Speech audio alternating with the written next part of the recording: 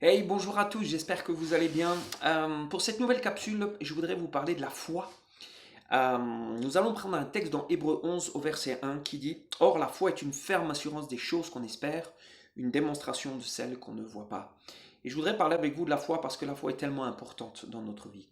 Vous savez, souvent nous pensons que le diable veut nous voler la santé, veut nous voler nos finances, veut nous voler tout ce qui est dans nos vies en fait.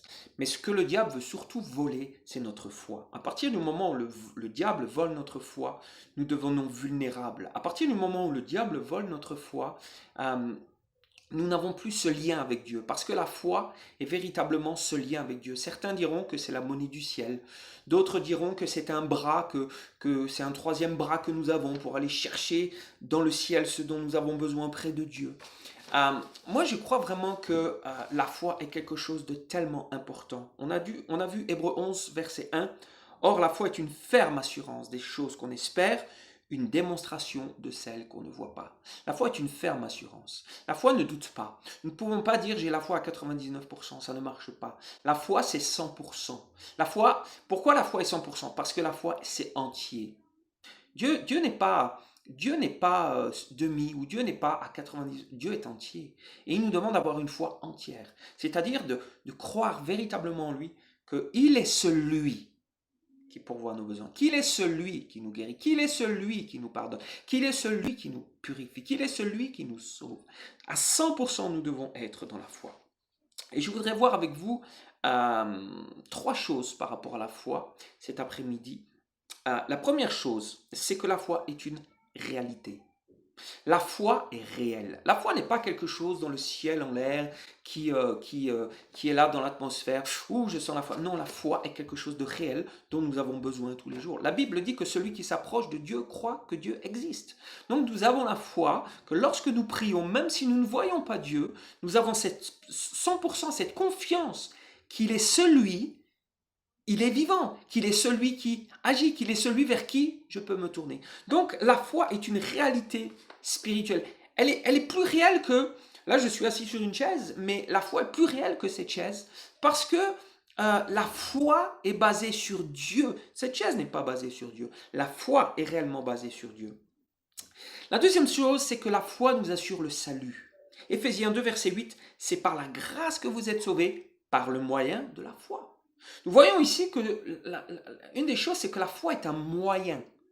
La foi est un moyen. C'est parce que j'ai la foi en Jésus que je suis sauvé. La foi n'est pas juste, je ne suis pas juste sauvé parce qu'un jour j'ai fait une prière. J'ai été sauvé parce que j'ai eu la foi, et parce que j'ai eu la foi, j'ai prié et demandé à Dieu, à Jésus qu'il me sauve. J'ai demandé à Dieu qu'il me pardonne. Donc la foi, c'est véritablement, la foi nous assure le salut. La foi nous fait entrer dans l'éternité avec Dieu. La foi, c'est la clé, véritablement, qui nous fait entrer dans l'éternité avec Dieu. La Bible dit que si nous croyons, alors nous sommes sauvés. Celui qui croira au Fils, dit la parole de Dieu, aura la vie éternelle. C'est ce que nous dit la parole de Dieu. Donc la foi, celui qui croit à la foi, c'est de croire à 100%. Et celui qui croit au Fils aura la vie éternelle. C'est important. Trois choses que la foi implique dans nos vies, à tous les jours. La première chose, croire que Christ a été crucifié et qu'il est ressuscité. La foi nous amène dans cette réalité, que Christ a été crucifié. Et Christ a été crucifié pourquoi? Pour toi, pour moi, pour nos péchés. Christ a été à la croix. Il n'y avait pas d'autre solution que Christ aille à la croix pour mourir pour nos péchés. C'était le seul chemin. Et Christ l'a fait pour toute l'humanité, pour tout homme. Donc, la foi implique, la première chose dans ma vie, c'est que je crois que Christ a été crucifié, mais bien plus qu'il est ressuscité, c'est-à-dire qu'il est vivant. Romains 8, verset 34, pardon. Christ est mort, bien plus il est ressuscité. Il est à la droite de Dieu et il intercède pour nous. Donc Jésus est vivant. La foi atteste dans notre cœur que Jésus est vivant. Donc croyons dans cette vérité, croyons dans cette réalité-là qui est là pour nous tous les jours. La deuxième chose que cela implique dans nos vies, c'est la repentance. La repentance n'est pas de pleurer pendant des heures et des heures et des heures et des heures. La repentance, ça veut dire quoi? La repentance veut dire changer de direction. Quand je sais que je vais dans une direction qui n'est pas bonne, alors la repentance me fait changer de direction pour aller dans la bonne direction. Et oui, dans la repentance, nous pouvons avoir un temps où nous demandons pardon à Dieu. Pourquoi? Nous nous repentons aussi parce que nous nous trompons de chemin à cause du péché. Et c'est bon aussi de demander pardon à Dieu. Mais la repentance n'est pas juste de demander pardon à Dieu. C'est littéralement un changement de direction. C'est aussi un changement de pensée.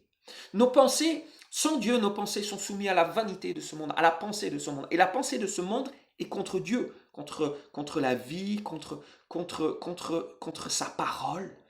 Mais une pensée qui est dans la repentance est une pensée qui est renouvelée. Et Romains 12, verset 2, ne vous conformez pas au siècle présent, mais soyez transformés par le renouvellement de l'intelligence, afin de discerner quoi? Quelle est la volonté de Dieu? Ce qui est bon, agréable et parfait. Donc c'est tellement important. La repentance est quelque chose de tellement important. Ça nous détourne du mal pour vivre une vie en harmonie avec Dieu. On a besoin de ça. On a besoin de se détourner du mal. Et celui qui me dit que nous ne sommes pas pécheurs est déjà pécheur parce qu'il ment. Nous sommes tous pécheurs. Et nous avons besoin de la repentance. 2 Corinthiens 7, verset 10. En effet, la tristesse selon Dieu produit une repentance à salut dont on ne se repent jamais, tandis que la tristesse du monde produit la mort.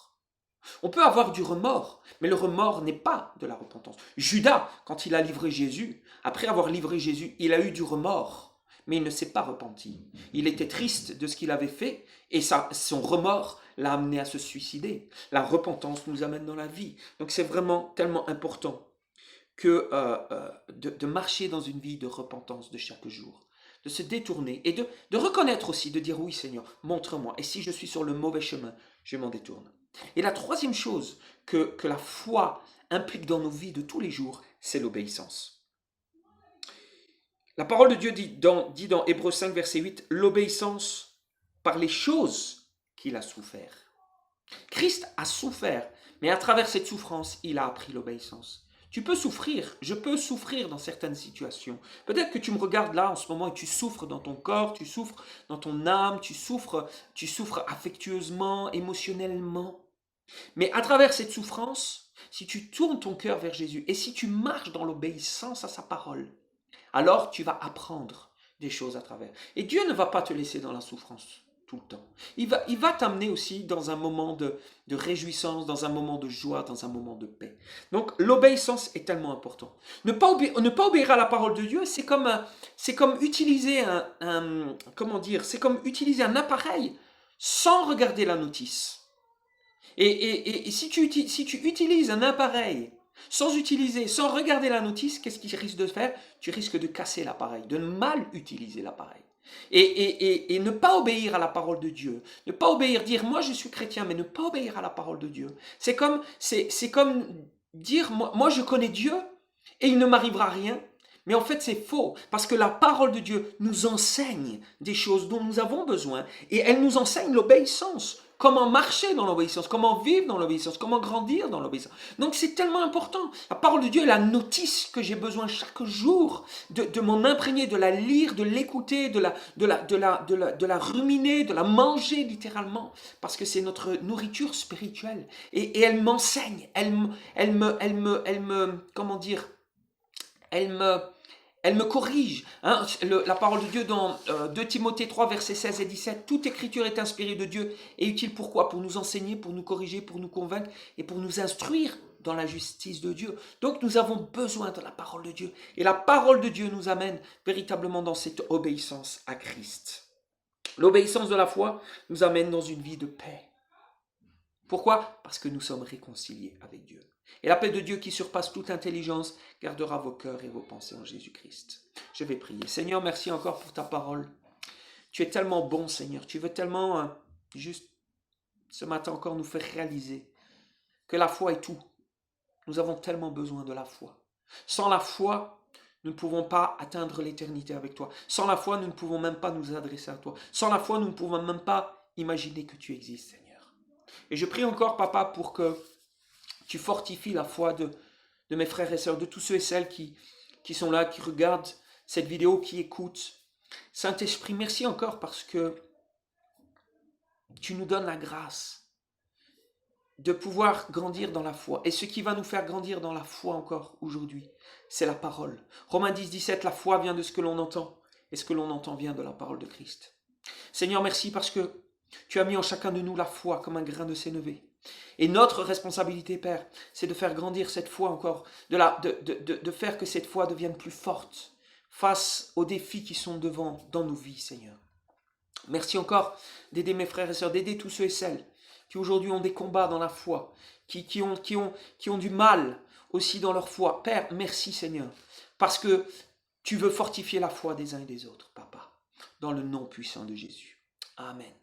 Continuez de garder la foi, même si aujourd'hui vous êtes dans une situation difficile, dans une situation inconfortable, gardez la foi. La foi, c'est aussi sortir de sa zone de confort. Et n'hésitez pas, si vous avez un combat, et ne soyez pas seul dans la prière. Voyez avec votre église, mais si vous n'avez pas d'église, et que vous ne savez pas vers qui vous tournez, envoyez-moi un mail. Moi, je me ferai une joie de prier avec vous, de croire aussi dans la parole de Dieu, et de croire que Dieu va faire un miracle pour vous, dans le besoin que vous avez. Et si vous avez un témoignage de foi, alors n'hésitez pas à me l'envoyer, et je serai content véritablement de me réjouir avec vous pour ce que Dieu a fait dans vos vies. Que le Seigneur vous